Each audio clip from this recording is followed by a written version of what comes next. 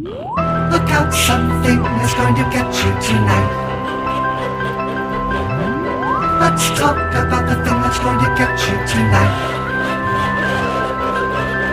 Welcome to the Happy Harvest Horror Show.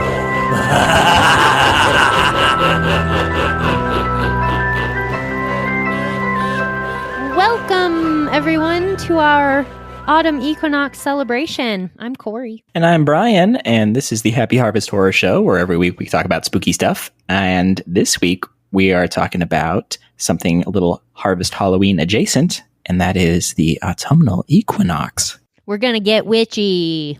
I can't wait to hear about this. As soon as we get done talking about our catch-ups, I am very excited to learn a little bit about what you've brought in today.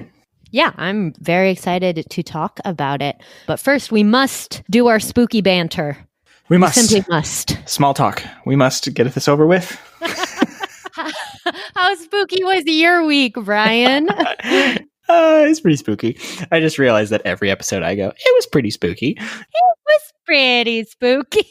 And I feel like it's bad luck to not say it now. It's too late. It's in the part of the incantation of the show. One of these weeks, I'm going to ask, and you're going to be like, it was fucking terrifying. Dude, I barely made it through.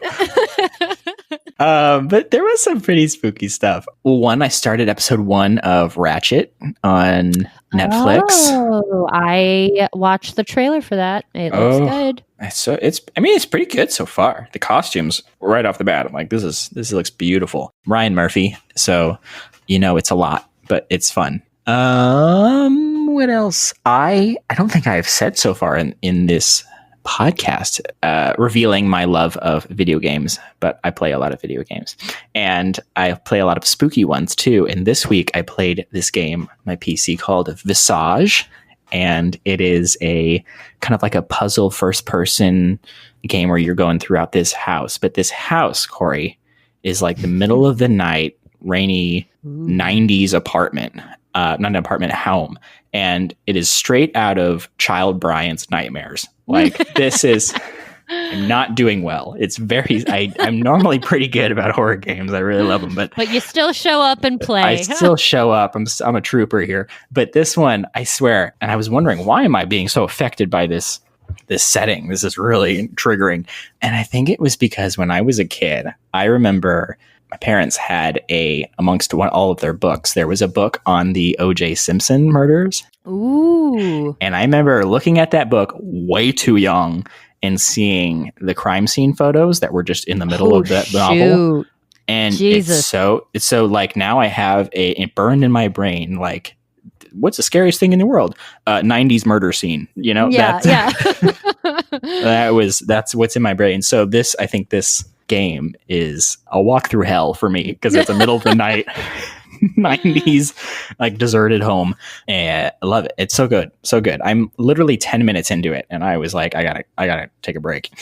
Nothing's happened. I'm just walking through the home. Well, I'm excited to see how that develops then. If you're only 10 minutes in and you have that much to say, I feel like maybe it's bad. Maybe just the setting is all there is. The game itself is like not scary at all. Yeah, it turns out it's actually heartwarming. I don't think that's going to be the case.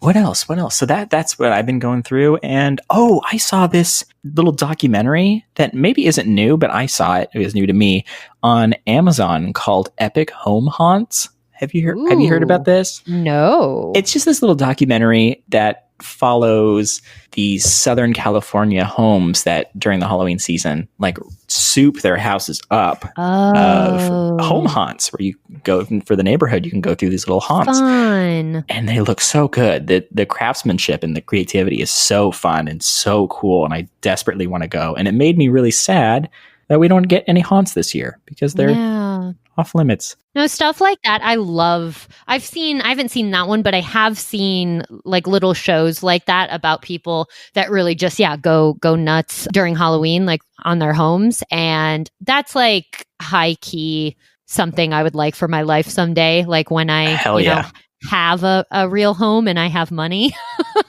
The amount of daydreams that have started with me going, if I had a home and I had money. I know, right? If I actually have my own space and I have the money to put into it, I would love to do that. I feel like that reaches back to my early days as just a Halloween loving little kid, and how I would spend all of summer like planning for my Halloween parties. Like I would become obsessed. It would be a true passionate artistic endeavor. And I know it is for a lot of these people. So I would love to do something like that someday. Yeah, hell yeah. Are you a haunt enthusiast? Do you like going to haunted houses during the Halloween season? Yeah, I do. I feel like in recent years, I haven't really gone to a lot of them, but it is something I've always enjoyed. I mean, I guess the last haunted house I went to was with you in Salem, and I didn't do very well. Yeah. Yeah, the one that like spit us out in a mall. Yeah. Yeah, that was great. We're paying for tickets, and they're like, on a scale from 1 to 10, how scary do you want it to be? And I'm like, 10. Let's do it. Like, why not? Yeah, and I was like, what did we end up doing? Didn't we end up doing? I think like we 8 or did 9. I think we Yeah. did 9. But I was old and like nothing could scare me, and because you're in like a really brightly lit lobby and you feel pretty confident, and then they close the door behind you and it's pitch black, and you're like, oh, I made a mistake. And not even that, the person that took your ticket is like banging on the door, going, "We got a 9 here," and I'm like, fuck. Can I bump that down real quick? Can I? We got a 9 here. Oh my God. Yeah, no, that was really fun. And then, yeah, literally spit us out into a strip mall, like into a mall. And so we're like screaming and like running into this like brightly lit mall full of people. People that are like walking out of a Borders or something. Yeah. Yeah. That was fun though. I also went on one a couple years back in California with my friends. That was like an outdoor one. Those are so fun. Like haunted trails basically that do like, you know, it's like a corn haunted mazes? Different. No. Different. Yeah, not a corn maze. No, Brian. This is like literally like in the woods, like in the forest. You go at night and you follow like a trail, but it's set up to be a haunted house, and you know people jump out at you. And that sounds rad. I don't think I've ever done an outdoor one. They've always been. It's fun. It's fun. Isolated inside. It's a good time. Also, if I ever had land where I could do something like that, I would love to do that. I love haunts. I love haunts so much, and I love when they get creative because they have to. You know, you get the same scares in most haunts. You know, you get to telegraph it, and you're like, I know it's going to come from there. I know that the window's going to open. Someone's going to come out of there. I can think of one LA festival that I went to a few years ago called Dark Harbor, and it's all done at the Queen Mary in LA. And there was one maze that went through the ship of the Queen Mary. Ooh. One, it was cool. It was awesome what they were doing with it. But there was this one part where you're walking through one part of the ship where there's just a kind of like a walkway, a catwalk sort of thing. And you're walking across it. And there's a big chasm below. And you don't realize that they have pressure plates on the walkway. So as soon as you're like halfway across it, the pressure plate drops like 5 inches. Ooh. And never before in a haunted house have I gone from like, this is okay, to I'm fucking terrified. I thought I was just about to die. You know, that was really fun. So I love when they get creative and scare me in ways that I didn't think. And that's why I keep going. Yeah, definitely. Yeah, sadly we don't get those this year. Bummer deets. Hopefully we get twofold, just haunts everywhere next year. On every corner. Mandatory haunts next year. Hashtag everyone. Too many haunts. What about you? You got anything spooky this week? My spooky week was pretty much off of your recommendation. I watched Bliss and I really loved it. I really enjoyed that film a lot. It's so trippy. What did you call it? Like psychedelic, like a punk rock psychedelic vampire drug-fueled nightmare. Yep. And it's really good. I really enjoyed that. And then I also watched Host, which I really enjoyed as well. I thought that was so well done and really clever and really scary. Right? I remember it because I think we talked about it, or at least I mentioned it a few weeks back, that like the first half of it, you're like, this is pretty cute. And it exists in this year that we're in. It's kind of fun. And it's well done. Yeah. It's very well done. And then out of nowhere, like the effects that they're pulling off. And you know in your head that this was filmed in quarantine, which makes it even scarier. You're like, how did they do this? You know? But the director got I think 3-picture deal with Blumhouse. So that went very well for him. Yeah, no, it was really well done. I mean, spooks aside, even I really enjoyed how how natural the actual like Zoom interactions were. It was like, yeah, this is what it's like to be on a Zoom call with your friends. Like it was very, very natural, very well done. And so, yeah, it does feel like this is what would fucking happen if I was on a Zoom call with my friends and there was a demon. Like, Truly my nightmare. Zoom horror. All the shit this year, at least it gave us that. Yeah, just very well done. Very clever. And yeah, very scary. The last chunk of that film is just like, fuck. But yeah, I watched both of those. Oh, one other thing I've been meaning to mention, which isn't really... I would not put it in the category of spooky, but I would put it in the category of dark. So I'm just going to bring it up. I am currently obsessed with The Vow on HBO. Are you familiar with this at all? No, I'm not. It is currently 4 episodes in. It's a documentary series about the Nexium cult. And I love cults. I'm very into cults. And cults are one of those things that like I think you can include them in the spooky world, but they're complicated. You know? It's like a dark culture crossover. Yeah, exactly. It's like a dark culture thing. I mean, I definitely want to do cult related episodes at some point because it is something that I'm well versed on and very fascinated by. But new episode comes out tonight because it comes out every Sunday. And yeah, if you're interested in cults and if you're interested in contemporary cults, and by contemporary, I mean, this literally just happened in like the past few years. Yikes. It's just a really, really, really well done documentary series because one of the main guys who is one of the main guys in the documentary series and who is one of the main producers of everything was one of the like higher ups in this cult / pyramid scheme that he didn't know was a cult, obviously, like at the time. Like he didn't think it was. Exactly. Like he's a good person. He wasn't trying to harm people or take advantage of them. He thought he was actually involved in a group that was, doing good work. And he also is a pretty famous documentarian. He is the guy who is responsible for the documentary, What the Bleep Do We Know? I don't know if you're familiar with that. No. But it's a pretty famous documentary that is about really making us think about reality using science, like looking at basic science, but also being like, there's so much we don't know, right? Like, and science proves that there's so much we don't know. Anyways, it's really good. So he's a renowned documentarian, and then he ended up in this cult that he didn't know was a cult. And then so what happened was as things started to unfold and he realized he needed to get out of there, like he was still kind of in the middle of it and he was documenting everything because he's a documentarian. So, oh my God. Yeah, so there's this really amazing series. It's so well documented. It's so well done. And it's just like, if you've ever asked the question, if you've ever thought about cults and been like, how did that happen? This answers it. This shows you how it happens, like completely. And it's really, really good. And I highly recommend it. All right. I'm going to watch it. I'm excited. So it's heavy though. So, that's not like fun spooky. That's like heavy dark, but it's very good. I'm going to get all cozy, get my PJs and some popcorn and watch The Vow. Yeah. Okay.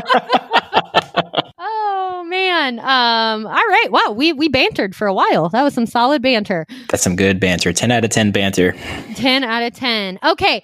Oh, I'm excited to celebrate the Autumn Equinox. Yeah, which should be today if you're listening to it on the Autumnal Equinox.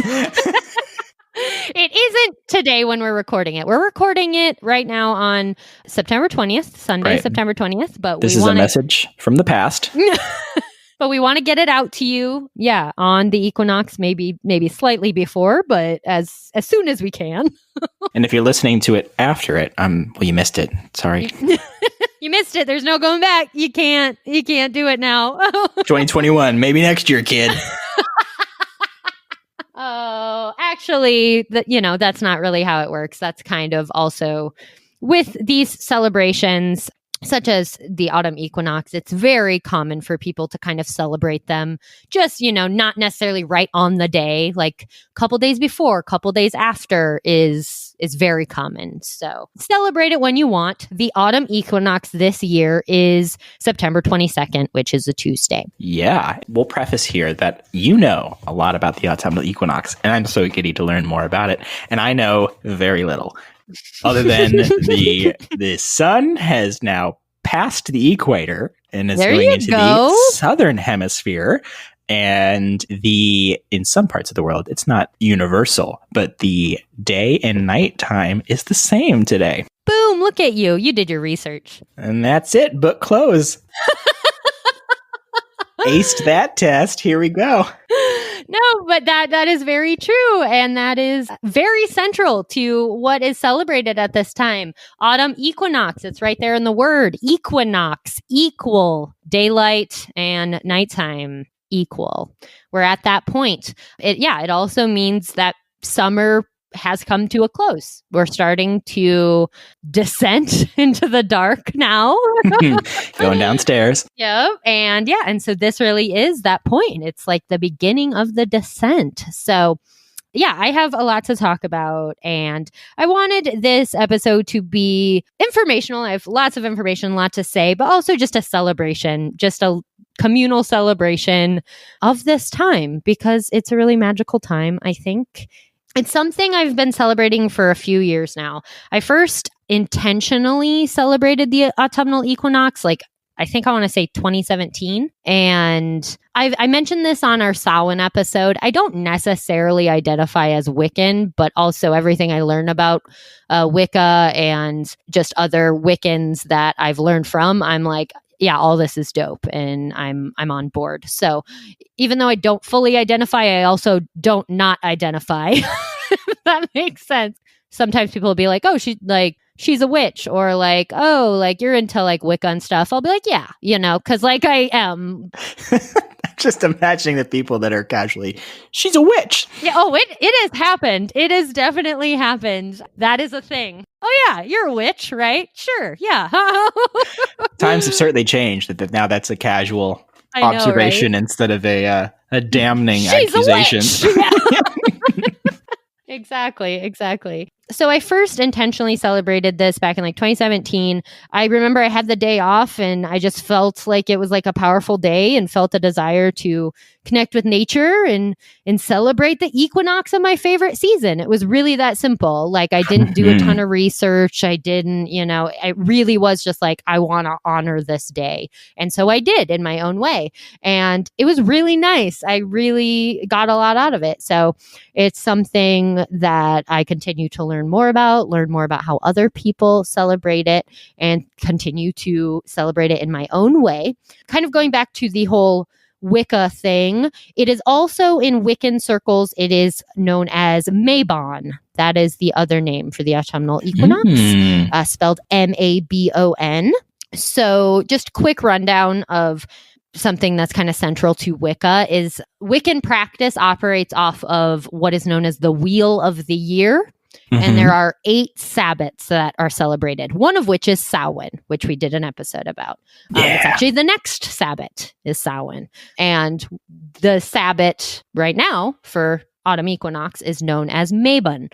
Interestingly, I found that some Wiccans even prefer the name autumn equinox to Mabon, because the origins, like the pagan origins of the word Mabon, are debated. Some people have suggested that the word itself is related to some type of Arthurian legend, I believe. Whoa. Yeah, Welsh deity from Legends of King Arthur. But then there's been other people that are like, I don't know if that's real. So, there are also just people in Wiccan circles that like to call it autumn equinox. Personally, I do prefer autumn equinox just because it has autumn in the name, and I think equinox is a badass word. Yeah, dude. Always. Yeah, I really like the name the word equinox. So I've seen some people call it the September equinox too. Is that just semantics, or what is that? I don't know. I mean, that makes sense. It does take place in September. So I just thought that was interesting that sometimes I saw some astrologers call it the September equinox and not the autumnal, and I was like, "What you got against autumn? What are you trying to do? We're trying to play trying to take away my fucking pumpkins? What are you trying to do?" That's exactly what they're trying to do, Brian. Hashtag save Halloween. But yeah, so it is one of the Wiccan Sabbats, and it is celebrated, as a spiritual practice. You do not need to identify as Wiccan to celebrate the autumn equinox. You can, you don't have to. Also, the way equinoxes work, the way seasons and the sun and everything works, the autumn equinox is not the same for the northern and the southern hemisphere. So if you're in the southern hemisphere, if you're listening to this from the southern hemisphere, the celebration of Mabon, the autumn equinox, is typically March 21st to the 22nd. And right now, you are experiencing, if you are Wiccan and in the southern hemisphere, you might celebrate the Sabbats that northern hemisphere Wiccans would celebrate in the spring.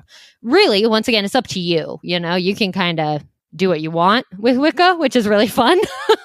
Mm-hmm. It's very much like what works for you and what feels right for you. But that is a thing as well. So there are plenty of people who identify as Wicca in the southern hemisphere that will celebrate this Sabbat in March. Oh, yeah. I guess I didn't even think about that, but that makes sense because the spring equinox for us would be the autumnal for them, right? Yes, exactly. Oh, yeah. Look at that. I'm learning. Look at that. On this magic school bus journey through autumnal equinox. Okay, so now we get into the good stuff. But actually, right before we get into the good stuff, I think we should take a quick ad break. We got ads now. I know you love it.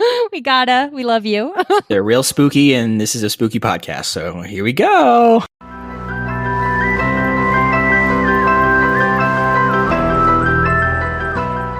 We're back. We were always here. We never left. We never left. Okay, now we get into the fun stuff about the autumn equinox Mabon celebration. What it actually means. What are some good things to focus on? What is the purpose of this celebration? Mm-hmm. One of the first themes to really focus on is the concept of balance. Balance is huge for this Sabbat because one, as we said, equinox, it is equal, right? It is quite literally equal parts light and dark at this time of the year. Also, astrology lovers out there, for those of you that are into astrology, the autumn equinox corresponds with the shift into Libra season. And Libra is represented by the scales. It is known as the sign of balance. Libra energy is all about balance, is all about harmony. So balance as a concept, really something to meditate on. Some things that you maybe want to engage with in terms of setting intentions or what you want to think about and focus on during this time. Creating more life balance, balancing out your life in general. Recalibrating of internal energies. So making sure you feel balanced even, right? That you're not too far in any one direction, that your energies are nice and balanced. It's a good time for finishing up projects that need to be finished up. So any projects that are just barely there and you need to finish them. This is a great time to do that. That's a great way to bring more balance to your life. Also, this can be a time, something a little more difficult. This can be a time for cutting ties that need to be cut. If there are just, people, energy, things, responsibilities, whatever, if there are things in your life that it's time to move on from, now is a really great time to do that. And you can honor it during your autumnal equinox celebration. Mm-hmm. So balance is big. And then also harvest and Thanksgiving. Yeah. So the autumn equinox, or Mabon, is the second of 3 harvest festivals. As we talked about in the Samhain episode, that is the third and final of the harvest festivals. So this one is the second. We're right in the middle of harvest season. Summer has officially come to a close. And so at the equinox, we are saying goodbye to summer, quite literally. And we are thanking summer, thanking the sun for all that it has given us this year. So it is really a big Thanksgiving celebration. It is all about gratitude. Now is a time for, I am big on every time is a time for gratitude. Gratitude is such a powerful force in the world. And I always think you should be giving gratitude as much as possible, but now it's amped up even more. So meditating on gratitude, using this as a gratitude celebration of sorts, specifically just for what was just given to us this summer. So in a very literal way, what are we harvesting right now? You know, fruits, berries, food, all the things that the sun has given us that give us life. And then you can also take it to a much more personal place and just really think about what your summer was like. What did you experience this summer that you're grateful for, you know, and express gratitude for it. Yeah. And I love that how it's tied to, you know, the time of year harvest and then taking it in this, you know, sort of astrological thinking of gratitude and gifts of the lessons kind of we learned from this. And especially this year, my gosh, where it feels like in 2020, we've been here for 16 years. The Titanic line where she's like, oh, it's been 84 years. That meme. Yeah, exactly. I mean, this is, I can speak for myself, but I'm sure many others can also say this, that my life is radically different than it was at the beginning of the summer, you know, that I couldn't even predict where I am right now. Couldn't even see that happening before the summer. So seeing this as like a time of harvest of lessons that we've learned, or, you know, just or some gratitude that we even got through it, you know, that we're still here. I love that idea of harvest throughout this time. No, the bounty of gifts. I completely agree. I think it's even more powerful this year because if you are open to it and if you're really paying attention, yeah, it's been an unbelievably difficult summer for most people in various different ways. You know, I do believe we've gone through a massive shift and transformation collectively with everything. And the thing about massive shifts and transformation is they are painful. They're not exactly fun, but the harvest, the gift from that is so beautiful and something to be so, so grateful for. Yes, be grateful for all those tears shed, you know? Like, be grateful for all of the things we've learned this year. I think it's just a powerful, powerful practice. And now is a perfect time to use that energy. So hell yeah. Gratitude. Let's see. Some mythology. So there is, just like we talked about, there's a lot of similarities, obviously, between this celebration and Samhain. You're going to see a lot of overlap, even in the ways they're celebrated. There's plenty of similarities. And just like Samhain, there's various mythology from all over the world involving this time of year, involving the autumn equinox. So, you know, you can go so many different directions with mythology. I'm just going to mention quickly one of my favorites because it's just one of my favorite myths, and it's actually related to my name. The ancient Greek myth of Persephone is probably my favorite of the ancient Greek myths. There's just a lot to that story, and it's kind of heavy and dark, but also Persephone very powerful. And Hades? Yes, Persephone yeah. and Hades. And because I gave you that little teaser, I said it's related to my name, so now I have to explain. Yeah. Corrie, Persephone? How does that add up? How does that work? I will explain. So my name's Corrie. My parents didn't really have much reason for naming me that. Like, there was no like big story or anything. And I actually, interestingly, when I was a kid, had a lot of issues with my name. I didn't like my name. I love my name now, but I didn't like it as a child.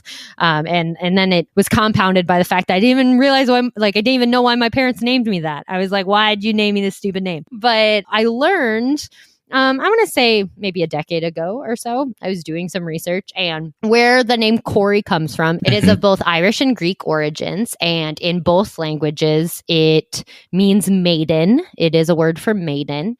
And the Greek version is spelled Kore. So that can be pronounced different ways. Corre. And in many translations of the ancient Greek myth of Persephone actually goes by the name Corrie before she's taken to Hades. So she's Demeter's daughter. She's basically this maiden of spring, this young maiden of spring. And then she's taken by Hades down to the underworld where she becomes Persephone. And it really is this powerful myth of transformation and kind of balance of light and dark. And because, she's taken down to Hades. So then there's no one up there for all the flowers in life. So it all decays until she comes back in the spring, right? Exactly. But she also comes into her power in the underworld. She becomes the queen of the underworld. So she really represents this very interesting back and forth and balance of being this like springtime maiden and also being the queen of the underworld. And when I learned that, I was like, I have the coolest name in the world. I was like, my name is fucking dope. I've always thought it. I always thought my name has always been Baller. I always thought so. So anyways, the autumn equinox marks when Persephone was taken to the underworld by Hades. So once again, quite literally, we have a descent into darkness that this time marks. And it's also, as I mentioned, she goes down to the underworld and then she becomes the queen of the underworld. So there's a transformation that occurs there as well. So it's dark and it's creepy, but it's powerful and beautiful at the same time. That's why we love the underworld. Love Exactly. So that is a myth that obviously has powerful ties to this time. If the character or like archetype of Persephone is something that you connect with personally, it'd be a good time to honor her. So that's something you can do as well. Hell yeah. Activities. Oh, I love activities. Autumnal practices, little games, arts and crafts. Yeah. Oh, shit. Batting 1,000 here. Nice. All sorts of activities. So, like I said, this is a celebration, right? And what's a celebration without activities? There are so many different things you could do. Do not feel like you have to do them all or any of them, but I have a list of so many ideas of different ways to celebrate this time.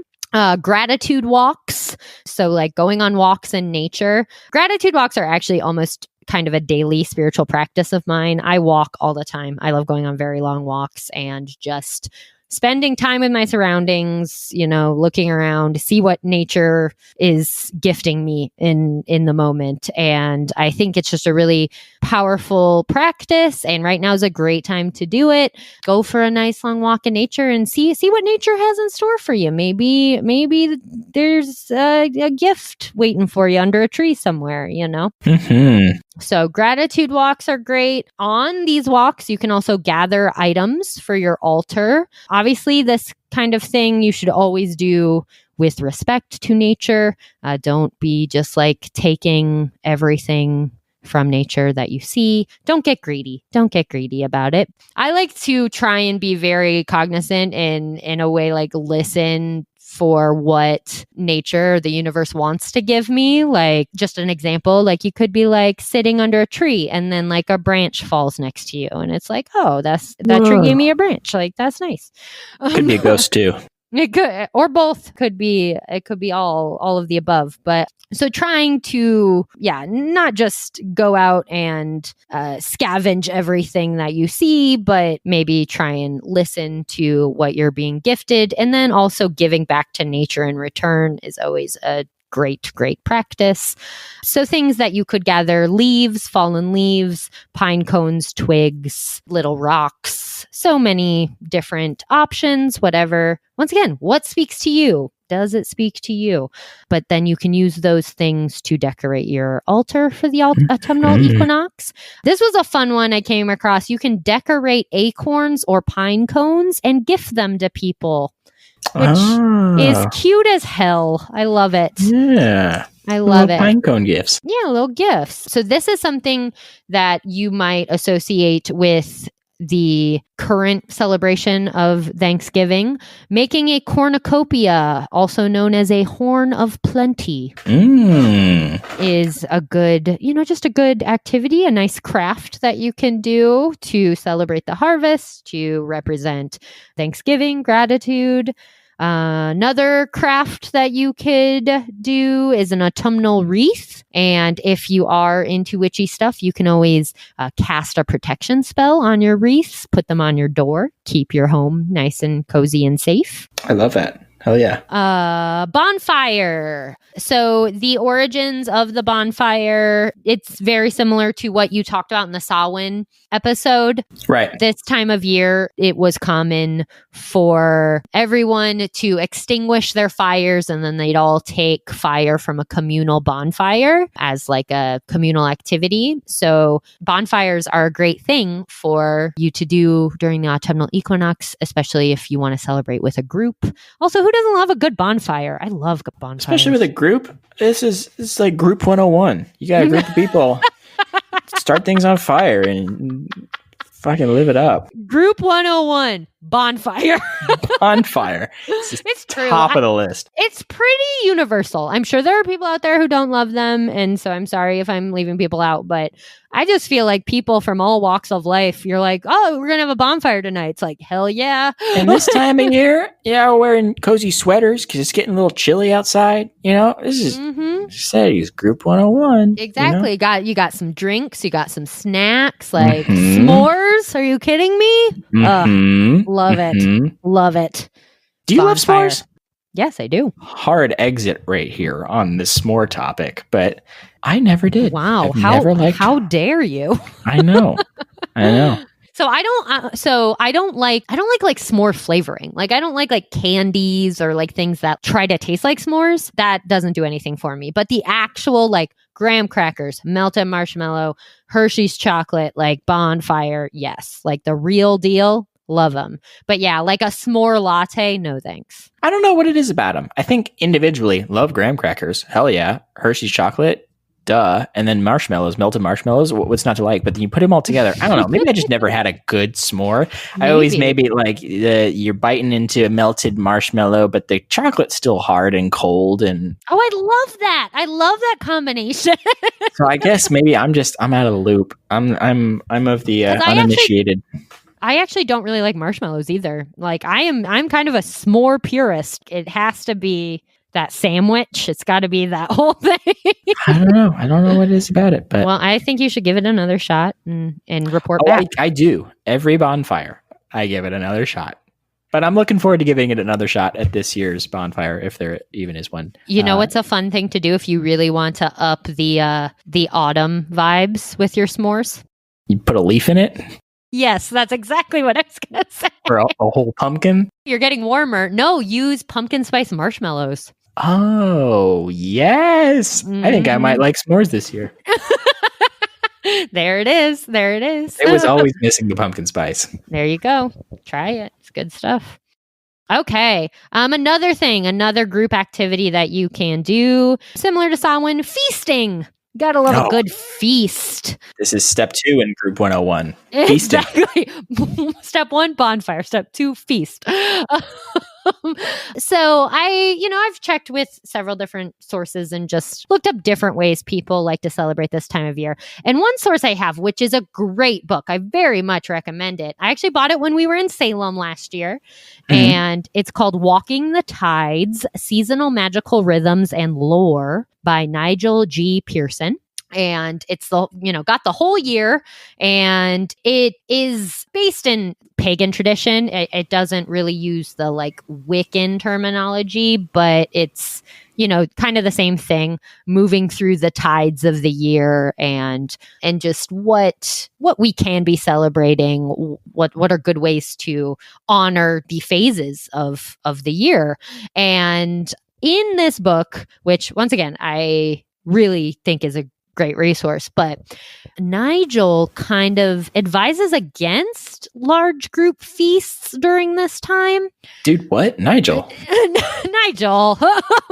I know. I personally will never disparage anyone from having a feast. I will never disparage the feast. I think celebrating friends and loved ones in a group setting and you get to eat, it's always great. It's always a good call, in my opinion. And like I said, there are plenty plenty of Wiccan circles that do autumnal equinox feasts. So this is just another example of doing what works for you. But he does bring up something that is important to think about, and that he suggests that the autumnal equinox, is really more of a time for personal inner spiritual work and balance, which I do think is something to kind of heed and to think about. Like, I think it is a really good time to kind of go inward a little bit and take time for that personal gratitude practice, that personal, finding personal space to do some of these activities. However, also, if you want to spend the day in personal gratitude practice and then have a big ass feast and then go fucking wild, yes. you know? That's my kind of Sabbath personally. So once again, what feels right to you though? If this time feels like very personal to you, if being social just doesn't seem like the right way to honor it, that's fine. Like, you do you, for real. Another fun thing you can do, write poetry always. Write a gratitude list, or you could write a gratitude list and then turn it into a poem. Wow. Right? Get creative with your gratitude.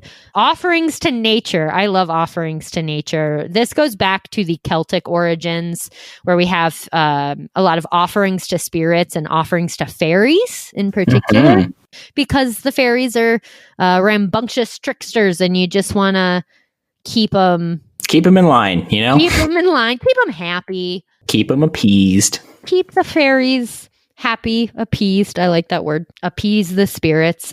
But also, offerings to nature are so fun. Doing some kind of a spell or creating something and then like going out and offering it to a tree. Oh, it's the best feeling ever. It really is. One thing to keep in mind with offerings to nature, keep it natural. You don't want to disturb ecosystems. So don't be putting in your, if you're doing some kind of a spell or you want to give something back to nature, make sure it is something natural, something that is not going to upset the animals or upset the natural ecosystem. So a lot of times this could be something as simple as like maybe the leaves that you picked up on your gratitude walk, you turn into some kind of a little wreath or something, and then you put it back outside, or, something, fruit, natural foods can go into your offering. The fairies love fruit. They love sweet things. Yeah, just giving back to nature. And, keep it natural. No pyrotechnics, No gender reveal. Fucking ecosystem obliterating. Oh my God. Goofs, Yeah, exactly. Keep it natural. Keep it natural and keep it honorable. But yeah, it's a great thing to do. It feels really good. It's really fun. 10 out of 10 would recommend. Also, some foods, some autumnal equinox foods, recipes. This is a great time to make cozy foods. It's that time of year, right? This is when we're really getting into the heart of it. So pies, cobblers, apple pie, just like with Samhain, pretty much the entire harvest season, apples are huge symbol in this time. So making an apple pie is a great idea. There was a couple of really good recipes in this book, Walking the Tides, I was talking about. There's a recipe for an apple chutney, which is fun. And then, I want to share this because it just sounds simple but delicious. It's a bramble dessert. Bramble. I like that word. And I'm reading straight from the book now. Ideal for a harvest supper and as an offering to the hearth spirits. If you can bear to spare any, that is. Nigel. You card. Nigel. So the ingredients: 2-pound cooking apples, 12-ounce blackberries, 4-ounce granulated sugar, 8-ounce fresh breadcrumbs, 4-ounce soft light brown sugar, and 4 ounces of butter. And you peel and core the apples, slice and put in a pan with the blackberries and a little of the sugar. A very little water may be added.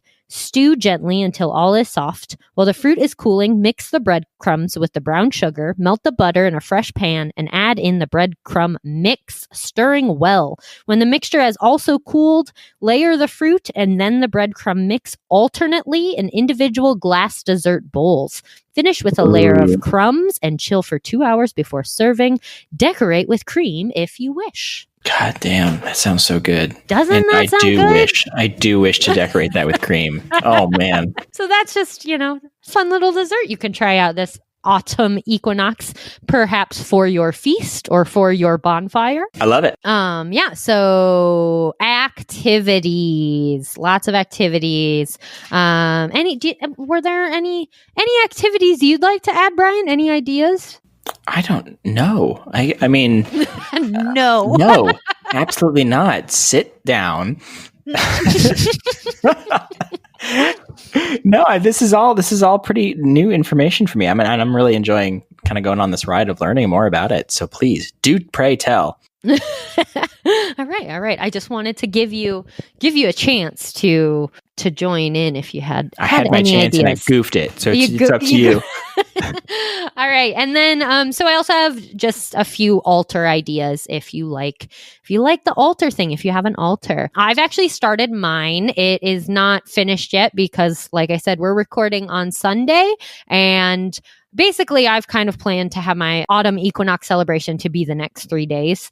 So tomorrow I'm actually going to go out and do my walking and gathering and things like that. But I have started it. And so far I've got this amazing smelling orange candle that I just bought that is bourbon pumpkin scented. Yum. It's so good. So I've got that going. And then I have some incense. I'm actually using rose incense right now. Beautiful. Yes, I also saw recommended incense for this time: sage, cinnamon, and once again apple. Those are great scents for this time. But yes, I'm using rose. I have a pine cone that I actually picked up on a walk this summer. So I felt like that was kind of fitting, as it's an actual gift from the summer.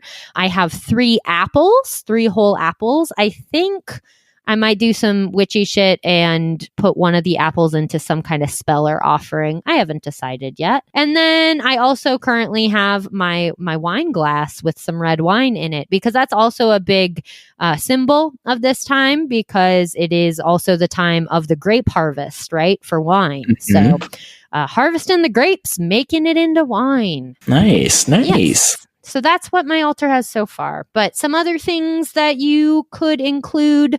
Yeah, fruit is great. Apples, berries, grapes. Blackberries are considered very powerful at this time. So, and I love blackberries. So that's a good one. Harvest colored candles: green, orange, brown, red. Pine cones, acorns, really anything from the trees, leaves, fallen leaves, colorful leaves, wine. As I mentioned this on the Samhain episode as well, decorating an altar is very much about what speaks to you. So if you have certain crystals or certain knickknacks or certain anything that you're like, oh, this I'm connected to this in some way, and this feels like autumn equinox, like bring that into your altar. I also have actually on my altar right now, I have my orange essential oil, which is my favorite essential oil. I'm not a big essential oil person, but I have some of them.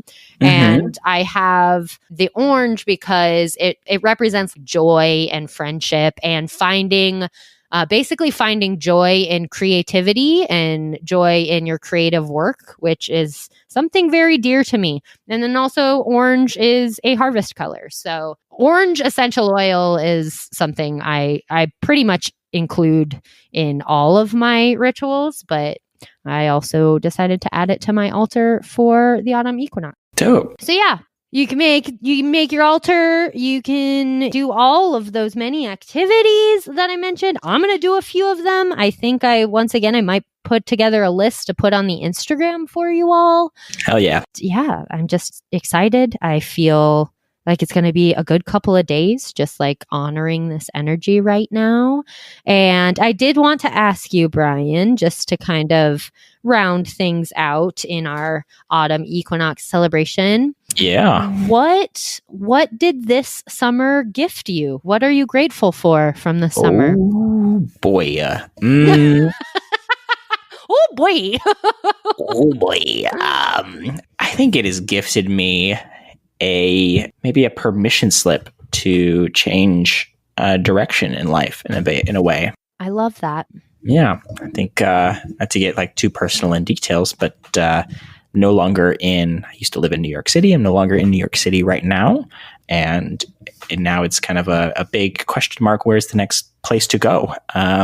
And for me, it was always New York City. Right now, it doesn't feel like that's what's in the cards. So it's kind of, I think that's the gift I'm running with, is kind of this introspective, where's next? Where do I go? There's a lot of freedom with that. There is. Yeah. Yeah. How about you? The summer gifted me a lot. Maybe trying to think of some specific examples. I mean, we started this podcast, obviously, which has been really fun and just a really great creative project and something I'm really enjoying. I don't want to speak for you. Maybe you hate it, but This is a drag. Kidding. Love it. So starting this has been a gift. Also, my first book came out September 1st. Yeah, that's just a huge, every time I think about it, every time I look at it, I feel a lot of gratitude. Along with the rest of the art history babes at my other podcast, we wrote a book together called The Honest Art Dictionary, and it came out September 1st, and people have just been really lovely and really, really supportive and excited about it. And that's just been an experience that I can't really feel anything but gratitude for. So for sure. So yeah, that's been awesome. Also, just one other little thing. I went to Michigan with my mom and my aunt this summer, and beautiful Upper Peninsula, Michigan. And during the trip, we went on a shipwreck tour, and I got to see like actual shipwrecks in Lake Superior. And I have such a thing for shipwrecks. So that was like really magical for me. That's really awesome. And it was like a beautiful day. Unbelievable. Like I got some unbelievable shots that day, just video and photos. It was beautiful day. And yeah, I got to see some shipwrecks, which was just a really lovely gift from the universe. I love that. So those are some of my highlights, I would say. Thank you, Summer, for all of those. Yeah. I guess if we're talking about harvest and reaping, other things you're grateful for, I think I'd just like to add it, recognizing the bounty of friends and family, that we have during this really trying time that, not everybody does. And so I want to really call to mind how grateful I am that in my life I really stumbled through that, but that's that's okay. I think Thanks, the sentiment was there for sure. Cool. No, totally. So yeah, Autumn Equinox. I just feel joyous and excited and stoked on it. I hope you all enjoyed this kind of more witchy spiritual episode. I know it's not quite the same as like, the horror element and stuff, but that's kind of the deal, right? Brian, you bring the horror and I bring the witchy spiritual side a little bit. That's true. And this was a spiritual side heavy show. We'll bring it back to spooky soon. Don't worry. Don't you fret. Also, we just did a whole episode about vampires. So get ready for the next 3 to also be about vampires. No, I'm kidding. This is now a vampire podcast. Welcome to Vampcast. This is your boy Brian. Welcome to Vampcast. I guess to close out too, if anyone has any autumnal equinox activities or traditions or practices that you guys do, let us know. This has been really interesting and informative and entertaining, learning about what you've brought to the table and how you celebrate it. So I'd love to see and hear if anyone else does too. Well, thank you. I'm really glad you enjoyed it and got something out of it. I like sharing this stuff. It's something that, I don't know, means a lot to me in my, I guess more inner life. So it's nice to bring it to the outer world. The outer worlds. The outer worlds. Thank you all so much for listening, and just have the most blessed autumnal equinox / Mabon celebration. Yeah. Stay spooky. See you next time.